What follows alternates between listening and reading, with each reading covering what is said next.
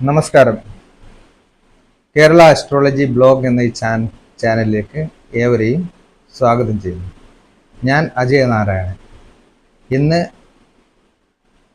31/5/2024 വെള്ളിയാഴ്ച ദിവസം, ഇടവമാസം 17-ാം തീയതി. ഇന്നത്തെ വിഷയം ചൊവ്വാദോഷത്തിനെ കുറിച്ചാണ്. ജാതകത്തിൽ സ്ത്രീകളുടെയും പുരുഷന്മാരുടെയും ജാതകത്തിൽ ചൊവ്വ വിവാഹ ഭാവമായ 7-ാം ഭാവത്തിൽ നിന്നാൽ ചൊവ്വാദോഷം ഉണ്ടാകുന്നതാണ് ജ്യോതിഷികൾ ഇതുമായിട്ട് ബന്ധപ്പെടുന്ന എല്ലാവരും പറയുന്നത്. പക്ഷേ എല്ലാ ഭാവങ്ങളിലും ചൊവ്വ നിന്നാൽ ദോഷമുണ്ടോ? എല്ലാ ഭാവങ്ങളിലും ചൊവ്വ നിന്നാൽ ദോഷമില്ല എന്ന് തന്നെയാണ് ആചാര്യന്മാർ പറയുന്നത്. പരാശഹോരയിലും വരാഹര ഹോരയിലും ഒക്കെ അങ്ങനെയാണ് പറയുന്നത്. ഇത് പല ആളുകളും ഇതിനെ വ്യാഖ്യാനിച്ച് പലതരത്തിലുള്ള പുസ്തകങ്ങൾ എഴുതിയിട്ടുണ്ട്. അതിൽ ചൊവ്വ ഒരു വലിയൊരു സംഭവം, അത് പാപഗ്രഹമാണ്. അങ്ങനെ 7-ാം ഭാവത്തിൽ ചൊവ്വ നിന്ന് കഴിഞ്ഞാൽ, അല്ലെ സ്ത്രീകളുടെ അഷ്ടമത്തിൽ ചൊവ്വ നിന്ന് കഴിഞ്ഞാൽ അത് വലിയൊരു പാപമാണ്. അതിൽ ഉണ്ടാകുന്ന ദോഷങ്ങൾ ഭർത്താവിനും ഭാര്യയ്ക്കും ദോഷങ്ങളാണ് എന്ന തരത്തിൽ വലിയൊരു പ്രചരണവും, അത് കാരണം വിവാഹവുമായി ബന്ധപ്പെട്ട് നല്ല നല്ല ആലോചനകൾ വരുമ്പോൾ ഒരുപാട് യുവാക്കൾക്ക് ഒരുപാട് നല്ല വിവാഹാലോചനകൾ മുടങ്ങിക്കിടക്കുന്നതായിട്ടുള്ള ഒരുപാട് ചരിത്രം നമ്മളുടെ ഇടയിലുണ്ട്. അപ്പോൾ ശരിയായിട്ട് ജാതകം വിശകലനം ചെയ്തിട്ട് വേണം അങ്ങനെയുള്ള കാര്യങ്ങൾ വരുന്ന ആൾക്കാരോട്, ദേവജ്ഞൻ അല്ലെങ്കിൽ ജ്യോതിഷികളായി പറയുന്നവരോട് പറയാനുണ്ട്. കാര്യം ജാതകം വിശദമായിട്ട് പരിശോധിക്കണം, എന്താണ് അതിൽ പ്രശ്നമില്ല. ഇപ്പം 7-ാം ഭാവം മേടരാശിയായിട്ട് വരുന്നു, തുലാത്തിൻ്റെ 7-ാം ഭാവം മേടരാശിയായിട്ട് വരുമ്പോൾ അവിടെ കൂജൻ ചൊവ്വ എന്ന ഗ്രഹം നിൽക്കുകയാണെങ്കിൽ ആ ദോഷം ഒരിക്കലും സംഭവിക്കില്ല. 7-ാം ഭാവം വിവാഹ ഭാവമാണ്, അവിടെ ചൊവ്വ നിന്നാൽ ഭയങ്കര ദോഷമാണെന്ന് പറയുന്നുണ്ട്. പക്ഷേ എങ്കിൽ ചൊവ്വ സ്വക്ഷേത്രമായ മേടത്തിൽ നിന്നാൽ ദോഷം ബാധിക്കൂല എന്നാണ് ആചാര്യന്മാർ പറയുന്നത്. അപ്പോൾ നമ്മുടെ നാട്ടിൽ പൊതുവെ 7-ാം ഭാവത്തിൽ ചൊവ്വ ഉണ്ട്, അപ്പോൾ അത് ചൊവ്വാദോഷം സംഭവിച്ചിരിക്കുന്നു, അങ്ങനെയാണ് സാധാരണഗതിയിൽ പറയുന്നത്. അപ്പോൾ മേടത്തിൽ ചൊവ്വ നിന്ന് തുലാം ലഗ്നത്തിൻ്റെ 7-ാം ഭാവത്തിൽ ചൊവ്വ നിന്ന് കഴിഞ്ഞാൽ, മേടത്തിൽ ചൊവ്വ കഴിഞ്ഞാൽ അതൊരിക്കലും ചൊവ്വാദോഷമായിട്ട് പരിഗണിക്കേണ്ട ആവശ്യമില്ല. അതുപോലെ തന്നെ കർക്കിടക ലഗ്നത്തിൻ്റെ 7-ാം ഭാവമായുള്ള മകരത്തിൽ ചൊവ്വ നിന്നാൽ, മകരം ചൊവ്വയുടെ ഉച്ചസ്ഥനായിട്ടില്ല, ആ ഉച്ച ഭാവത്തിലെ ചൊവ്വയാണ് അവിടെ, അതിൻ്റെ ഉച്ചക്ഷേത്രമാണ് മകരം. ആ മകരത്തിൽ ചൊവ്വ നിന്നാൽ 7-ാം ഭാവത്തിൽ ചൊവ്വ എന്ന് പറഞ്ഞിട്ട് ചൊവ്വാദോഷം പറയേണ്ടതില്ല, അവിടെ ഒരിക്കലും ചൊവ്വാദോഷം ബാധിക്കുകയില്ല. അതുമാതിരി വൃശ്ചികത്തിൽ ചൊവ്വ നിന്ന് ഇടവ ലഗ്നത്തിൻ്റെ 7-ാം ഭാവമായ വൃശ്ചികത്തിൽ ചൊവ്വ നിന്ന് കഴിഞ്ഞാലും ഈ ചൊവ്വാദോഷം എന്ന് പറയുന്ന അങ്ങനെയുള്ള ഒരു സംഭവമേ ഉണ്ടാവില്ല. അങ്ങനെ ആരെങ്കിലും പറഞ്ഞിട്ടുണ്ടെങ്കിൽ നിങ്ങളുടെ ജാതകം നിങ്ങൾ പ്രത്യേകം അന്വേഷിക്കണം. നല്ലൊരു ജ്യോതിഷിയെ കണ്ട് ഇത് ചൊവ്വാദോഷം ഉണ്ടോ എന്നുള്ളതെല്ലാം നോക്കണം. എല്ലാ ചൊവ്വയും ദോഷങ്ങൾ ചെയ്യില്ല. അങ്ങനെയാണെങ്കിൽ എല്ലാ പാപഗ്രഹങ്ങളും, ചൊവ്വക്ക് മാത്രം ഒരു പ്രത്യേകത എന്ത്, പാപഗ്രഹങ്ങളായിട്ടുള്ള ഗ്രഹങ്ങൾ വേറെയുണ്ട്, ചൊവ്വക്ക് മാത്രം എന്തൊരു പ്രത്യേകത. സൂര്യൻ പാപഗ്രഹമാണ്, ശനി പാപഗ്രഹമാണ്, രാഹു കേതുക്കൾ പാപഗ്രഹമാണ്, ചൊവ്വയും പാപഗ്രഹം തന്നെ. ചൊവ്വ ഇത് പാപനിൽ വലിയ പാവിയും ഭയങ്കര മഹാപാവി എന്നുള്ള ചില ജ്യോതിഷികൾ യൂട്യൂബ് ചാനലിലെല്ലാം പറയുന്നുണ്ട്. അങ്ങനെ പറഞ്ഞ ആൾക്കാരെ പേടിപ്പിക്കേണ്ട ആവശ്യം ഇല്ല. സാധാരണഗതിയിൽ സ്ത്രീക ജാതകത്തിൽ അഷ്ടമത്തിൽ ചൊവ്വ വന്നു കഴിഞ്ഞാൽ ഭർത്താവിൻ്റെ മരണമാണെന്ന് പറയുന്നത്, ഭർത്താവ് മരിക്കുന്നു. അങ്ങനെ അഷ്ടമത്തിൽ ചൊവ്വ, എല്ലാ അഷ്ടമത്തിലും ചൊവ്വ വന്നു കഴിഞ്ഞാൽ മരിക്കൂല. ചൊവ്വേൻ്റെ ഉച്ചക്ഷേത്രം, നീചക്ഷേത്രത്തിലും പോലും പ്രശ്നമല്ല. അതേമാതിരി മൂലത്രികോണം, അതേമാതിരി സ്വക്ഷേത്രം, ഈ ഭാവങ്ങളിൽ ചൊവ്വ നിന്ന് കഴിഞ്ഞാൽ സ്ത്രീകളുടെ അഷ്ടമം ആ രാശികൾ വന്നു കഴിഞ്ഞാൽ ചൊവ്വൻ്റെ അത് ഒരിക്കലും ബാധിക്കില്ല, ചൊവ്വ ആ ദോഷം ഉണ്ടാവില്ല. കാരണം എന്ന് വെച്ചാൽ, ഇപ്പോൾ എക്സാമ്പിളായിട്ട് പറയുകയാണെങ്കിൽ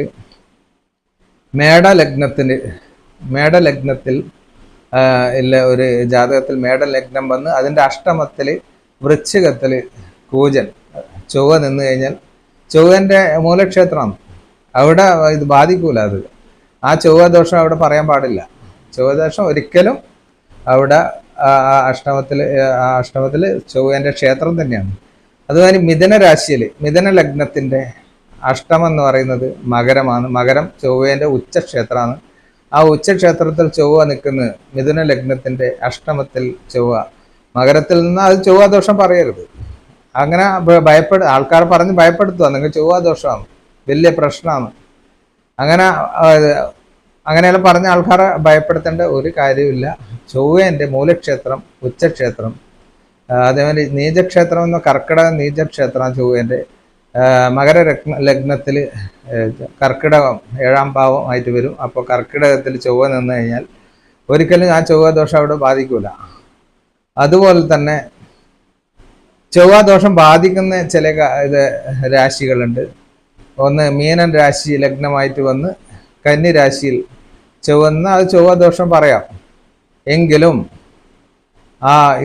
കാരകം വിവാഹകാരകനായിട്ടുള്ള ആ ശുക്രൻ്റെ പൊസിഷൻ ഒന്ന് നോക്കണം. ശുക്രൻ ഉച്ചസ്ഥനാണെങ്കിൽ, മീനത്തിൽ ശുക്രൻ നിൽക്കുന്നുണ്ടെങ്കിൽ, ഉച്ചസ്ഥനായിട്ട് നിൽക്കുന്നുണ്ടെങ്കിൽ ആ ചൊവ്വയ്ക്ക് പരിഹാരം ചെയ്തിട്ട് വിവാഹം ചെയ്യാമെന്നാണ് പറയുന്നത്. അതുപോലെ തന്നെ ധനുരാശി ലഗ്നമായി വന്ന് മിഥുനം 7ാം ഭാവമായി വരും. അവിടെ കൂജ നിൽക്കുകയാണെങ്കിൽ അവിടെയും പറയാം, കൂജദോഷം പറയാൻ പറ്റും. അതും ഈ വിവാഹകാരകൻ ഉച്ചസ്ഥനാണെങ്കിൽ പരിഹാരം ചെയ്ത് വിവാഹം ചെയ്യാം. അതുപോലെ ശുക്രൻ്റെ വൃശ്ചികം ലഗ്നമായി വന്ന് ശുക്രക്ഷേത്രമായ ഇടവത്തിൽ കൂജ നിൽക്കുകയാണെങ്കിൽ അവിടെയും പറയാൻ പറ്റും. കൂജ അവിടെയുള്ള കൂജൻ്റെ ആ ചൊവ്വാദോഷം പറയാം. എങ്കിലും ശുക്രൻ ഉച്ചസ്ഥനാണെങ്കിൽ അവിടെ അതിന് ഒരു ബലക്കുറവ് വരും. അങ്ങനെ പരിഹാരം ചെയ്ത് ഈ വിവാഹം നടത്താം. ചൊവ്വ ഈ പറയുന്ന മാതിരി വലിയൊരു പ്രശ്നം കാണിക്കുന്നില്ല. പക്ഷെങ്കിൽ ചൊവ്വേൻ്റെ ഉച്ചക്ഷേത്രം നീചക്ഷേത്രം, അതുമാതിരി ചൊവ്വേൻ്റെ സ്വക്ഷേത്രം മൂലത്രികോണങ്ങളിൽ ചൊവ്വ 7ാം ഭാവാധിപനോ അല്ല അഷ്ടമാധിപനോ വന്നാൽ ആ ഒരു പാപത്തിൻ്റെ ശക്തി കുറയും, പാപം ഉണ്ടാവൂല എന്നാണ് പരാശര ഹോരയെല്ലാം പ്രത്യേകം പറഞ്ഞിരിക്കുന്നത്. പല ആചാര്യന്മാരും പല ജ്യോതിഷികളും ജാതകമായി ചെല്ലുന്ന പേരൻസിനെ വളരെയധികം ബുദ്ധിമുട്ടിക്കുന്ന ആ ഒരു അവസ്ഥയാണ് ഇന്ന് നാട്ടിൽ കാണുന്നത്. ആരും പെട്ടെന്ന് തന്നെ ആ ഒരു 7ാം ഭാവത്തിൽ ചൊവ്വാദോഷം. അപ്പോൾ 7ാം ഭാവത്തിൽ സൂര്യൻ നിന്ന് കഴിഞ്ഞാൽ ആ സൂര്യൻ്റെ ദോഷമില്ല. 7ാം ഭാവത്തിൽ സൂര്യൻ നിന്ന് കഴിഞ്ഞാൽ വലിയ പ്രശ്നമാണ്, അടിച്ച് പിരിയും തന്നെയാന്ന് പറയുന്നത്. അപ്പോൾ സൂര്യക്ഷേത്രങ്ങളുണ്ട്. സൂര്യൻ്റെ ചിങ്ങത്തിലോ അല്ലെങ്കിൽ സൂര്യൻ ഉച്ചസ്ഥനായിട്ടുള്ള മറ്റ് മേടം രാശികളിലെല്ലാം അഷ്ടമോ അല്ലെങ്കിൽ 7ാം ഭാവം എല്ലാം ഒന്നും ഒരു പ്രശ്നം വരില്ല. അതുപോലെ എല്ലാ ഗ്രഹങ്ങൾക്കും അതേമാതിരി ഉച്ചസ്ഥാനം മൂലത്രികോണം അങ്ങനെയുള്ള ഭാവങ്ങൾ വരുമ്പം അത് 7ാം ഭാവമായിട്ട് വരുമ്പം ആ വലിയൊരു പാപം ഉണ്ടാവില്ല എന്നാണ് എനിക്ക് പറയാനുള്ളത്. അപ്പോൾ വിവാഹവുമായിട്ട് ബന്ധപ്പെട്ട ഒരുപാട് കാര്യങ്ങൾ പറയാനുണ്ട്. ഞാൻ ഈ ചൊവ്വേൻ്റെ മാത്രം ഇപ്പം തൽക്കാലം പറഞ്ഞ വിവാഹത്തിൽ ഒരുപാട് വിവാഹ പൊരുത്തം മാത്രമല്ല ഗ്രഹനിലയം പ്രത്യേകം പരിശോധിക്കണം. അപ്പോൾ അതുമാതിരി രാശിപ്പൊരുത്തം, രാശിയാധിപ പൊരുത്തം, വശ്യപ്പൊരുത്തം, അങ്ങനെ 10 തരത്തിലുള്ള പൊരുത്തങ്ങൾ പറയുന്നു. പൊരുത്തം മാത്രം അല്ല, 10 പൊരുത്തം ഒന്നിച്ച് അത് ആ 10 പൊരുത്തം ഒന്നിച്ചത് കൊണ്ട് ഇത് വലിയൊരു നേട്ടമായി എന്ന് കണ്ട ആ പൊരുത്തം മാത്രമല്ല, ഇതിൻ്റെ പാപത്വങ്ങളും എല്ലാം വളരെ കൃത്യമായിട്ട് പരിശോധിച്ചതിന് ശേഷം വിവാഹം കഴിക്കുക. ജാതകം എന്ന് പറയുന്നത് ഭഗവാൻ ലഡാല ദേശത്ത് വെച്ച് നമ്മൾ ജനിക്കുന്നതിന് മുന്നേ എഴുതി വെച്ച നമ്മളെ എല്ലാ മനുഷ്യരെയും ജാതിഭേദം മനുഷ്യർ മാത്രമല്ല മൃഗങ്ങളായാലും എല്ലാം എഴുതി വെച്ചിട്ടുണ്ട്. അതുമാതിരി തന്നെ സംഭവിക്കുക. അപ്പോൾ നമ്മൾ ചെയ്തു പോയ കുറ്റങ്ങൾ, കഴിഞ്ഞ ജന്മത്തിലെ പല പാപങ്ങളും ചെയ്തിട്ടുണ്ട്. അത് ഹിന്ദുക്കളുടെ ഒരു വിശ്വാസമാണ്. ജ്യോതിഷപരമായി വിശ്വസിക്കുന്നവർക്ക് മാത്രമാണ് ഞാൻ പറയുന്നത്.